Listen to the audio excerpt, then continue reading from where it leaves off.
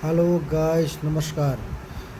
म हजुरहरूलाई करेलाको यो क्रिप्सी कसरी बनाउँछन् म हजुरहरूलाई देखाउँछु है। करेला छिले पनि हुन्छ, नछिले पनि हुन्छ। अब सुरुमा बेसन, अब 100 ग्राम जति बेसन,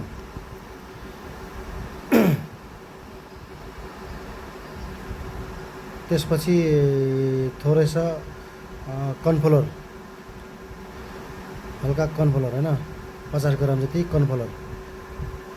त्यसपछि हल्का पेस्ट, अदुवा लसुनको पेस्ट,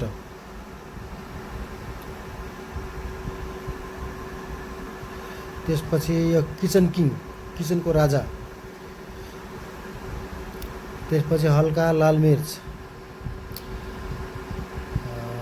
लगभग 1.5 चम्मच लाल मिर्च, नमक स्वाद अनुसार,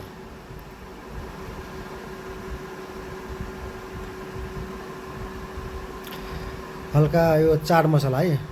चाट मसला हल्का चुग्लो त बनाउनु पऱ्यो, चाट मसला हाल्नु पऱ्यो। 2 चम्चा जति चाट मसला। अब यो जिरा धनियाको पाउडर यो पनि हाल्नै पऱ्यो टेस्टको लागि। यसमा अब फिटेको दही पनि हाल्नुपर्छ है। त्यसपछि यो कस्तुरी मेथी पनि हाल्नुपर्छ, निम्बुको रस त पछि होइन हाल्नुपर्छ। यो जो बेसन बनाएको छु मिक्स गरेर त्यो पनि हाल्नुपर्छ। हल्का पानी हाल्ने होइन, पानी हाल्ने मजासँग लेप बनाउने। तपाईँहरूले त्यो हालेर बनाए धेरै पातलो पनि नहोस्, धेरै बाक्लो पनि नहोस्, ठिक्कको। त्यसमा पनि दही फिटेको र हल्का पानी हालेर कागतीको रस पनि हाल्नु पऱ्यो। यो जो पातलो नहोस् पेस्ट, यो पेस्टमा ठ्याक्क त्यो कस्तुरी मेथी चिप्कियोस्, त्यसलाई मजासँग मसलिकन करेलाको क्रिप्सी बनाउला हाल्नुपर्छ है। त्यही कारणले त्यसलाई मजासँग फिट्ने बेला मजासँग त्यसलाई फिट्ने डल्लासल्लै मर्छन्। त्यसपछि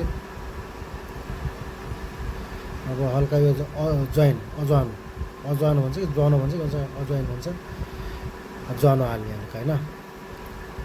हाले पनि हुन्छ, नहाले पनि हुन्छ। आफूलाई मन परेपछि हाल्यो, तर नहाले पनि हुन्छ, आफ्नो इच्छा हो। अब यो करेलालाई छिले पनि हुन्छ, नछिले पनि हुन्छ होइन। छिले पनि भयो, नछिले पनि यसलाई यसरी काट्ने होइन, त्यसलाई पुरा नकाट्ने, यसरी काट्ने, 2 फ्याक गराउने। त्यसलाई यसो लाइट गयो, बत्ती गयो, यसलाई 4 पिस गराउने होइन। सुरुमा 4 यसलाई 4 पिस, त्यसलाई 4 पिस गराउने, यसलाई पनि 4 पिस।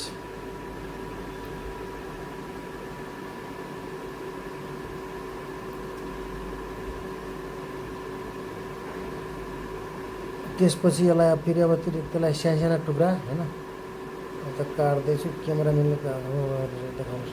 यसलाई पनि गेरा, हल्का गेरा हुन्छ, त्यहाँदेखि गेरा फालिदिने होइन। यस्तो बनाएर गेरा सबै फालिदिने, झारिदिने।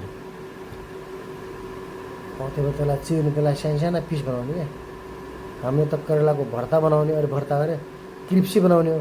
त्यो क्रिप्सीको त्यो मसला जताकतै लाग्नु पऱ्यो, खाना क्र्याम होस् होइन। यति मजा हुन्छ खाँदाखेरि, हेर्नुहोस्। एकचोटि खाएर हेरौँला। तपाईँले ट्राई गर्न सक्छ, आफ्ना घरमा पनि ट्राई गर्न सक्नुहुन्छ। यो मैले होटलमा बनाउन लगाएको हो है, हजुरहरूले घरमा पनि गराउन सक्नुहुन्छ। सानो टुक्रा पार्ने होइन, हो त्यस्तै। पुरै काट्नुहुन्न, ट्याक्क थोरै सानो टुक्रा पनि चक्कु लाग्दैन क्या, यसरी हाल्नुपर्छ। चक्कु धेरै लाग्ने कुरा हुन्छ। घर पनि तपाईँहरू यस्तो गरेर ट्राई गरेर बनाएर खाना सक्नु, यति मिठो हुन्छ।